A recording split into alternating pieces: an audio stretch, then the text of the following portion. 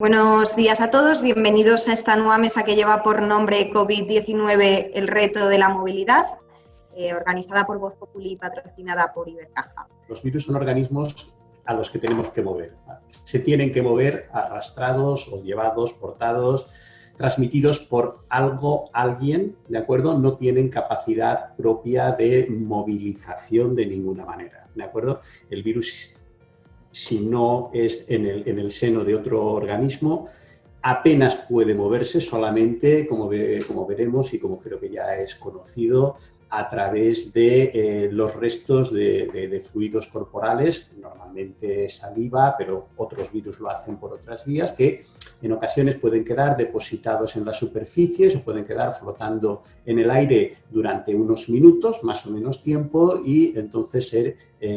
inspirados y a través de las mucosas pues ya penetrar en el organismo para ser infectivos. Entendemos que las personas que planifican y gestionen nuestro transporte los tenemos que ver también como agentes de salud pública y tienen dentro de su responsabilidad ayudarnos a tomar decisiones y tener entornos que fomentan nuestra salud y a través sobre todo de la actividad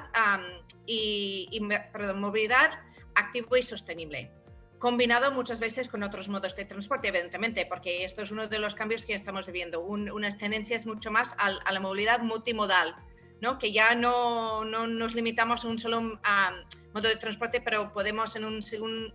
trayectoria estar cogiendo muchos diferentes modos de transporte, 2 o 3, ¿no? Patinete, tren, metro, caminar. Entonces, lo que no podemos permitir es que el transporte público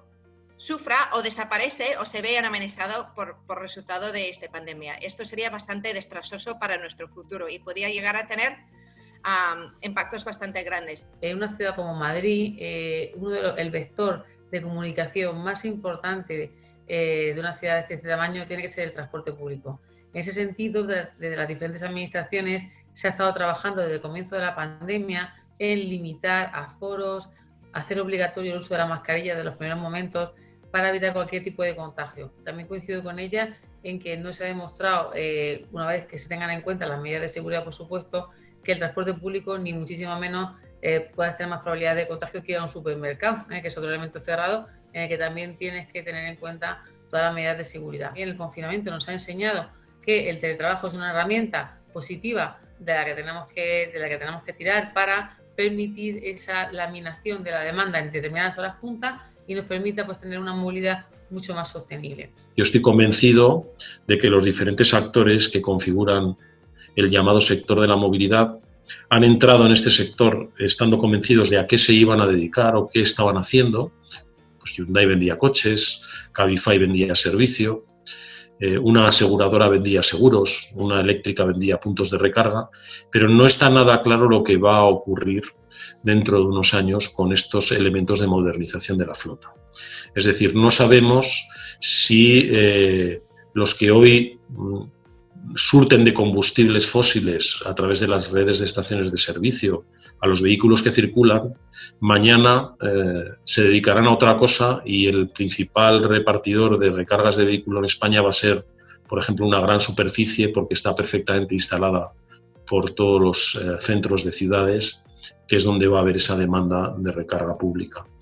Independientemente de que el COVID haya aparecido, nos haya cambiado drásticamente, las motivaciones o las restricciones o los patrones de movilidad, claramente, si lo analizamos de un punto de vista sin minimizar el impacto en salud y en la economía y demás, no deja de ser una transformación abrupta que hemos tenido, pero que ya se venía dando, ¿no? En definitiva, los hábitos de movilidad claramente estaban cambiando a pasos agigantados. Quizá la pandemia sí ha tenido un efecto negativo en esta evolución de la movilidad y es, desde mi punto de vista, el efecto de la crisis que podamos sufrir post-COVID sí puede tener un efecto en la electrificación del parque, siendo que claramente los vehículos eléctricos son más caros, son bastante más caros que los vehículos de combustión interna y ese gap de precio entre las tecnologías pues claramente no se facilita en un entorno de crisis. El consumidor, el que tiene que comprarse un coche hoy, probablemente o tiene más preocupación por el futuro o tiene menos recursos disponibles, y aquel que estaba pensando en comprarse un coche eléctrico, pues hoy tiene menos ganas, casi seguro, ¿no?